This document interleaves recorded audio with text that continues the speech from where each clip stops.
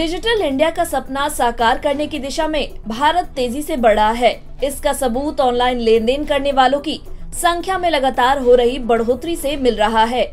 RBI के index के मुताबिक देश भर में डिजिटल भुगतान में मार्च 2023 तक सालाना आधार पर 13.24% की बढ़ोतरी हुई है।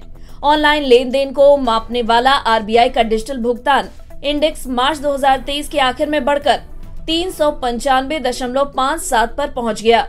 सितंबर 2022 में इंडेक्स 377.46 और मार्च 2022 में 349.30 पर था। भारत में डिजिटल पेमेंट्स में बढ़ोतरी की वजह यूपीआई है, जिसका डंका अब दुनिया भर में बज रहा है। फ्रांस समेत दुनिया के कई देश इसे अपना चुके हैं और कई इसको अपनाने के लिए तैयार हैं। अमेरिका में भी इसे अपनाने का सुझाव गूगल ने अमेरिकी सरकार को दे दिया है। लेकिन इस बीच भारत ने अमेरिका के स्विफ्ट यानी society for world wide interbank financial telecommunications की तर्ज पर अपने इंटरनेशनल फाइनेंसिंग मैसेजिंग सिस्टम पर काम करना शुरू कर दिया है। दरअसल दुनिया भर में एक देश से दूसरे देश में फंड्स और सिक्योरिटी को ट्रांसफर करने के लिए स्विफ्ट का इस्तेमाल किया जाता है। अपने इसी सिस्टम के बूते अमेरिका ने विश्व में फाइनेंस की दुनिया पर अपनी बादशाहत कायम की है।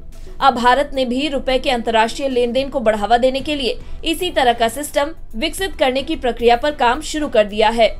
इस सिस्टम से दो देशों के बीच व्यापार को रुपए में सेटल करने में मदद मिलेगी। इसके लिए बैंकर्स की एक एक्सपर्ट कमेटी अलग अलग विकल्पों पर विचार कर रही है। ये कमेटी अगले महीने अपनी रिपोर्ट सरकार को सौंप सकती है। इस कमेटी में SBI, bank of Baroda, bank of India और सेंट्रल बैंक ऑफ इंडिया समेत कई बैंकों के सदस्य शामिल है। कमेटी को जिम्मेदारी सौंपी गई है। उसके मुताबिक कमेटी ये सुझाव देगी कि सिस्टम को कैसे ऑपरेशनल बनाया जा सकता है। इसकी चुनौतियों के बारे में भी कमेटी को बताना होगा।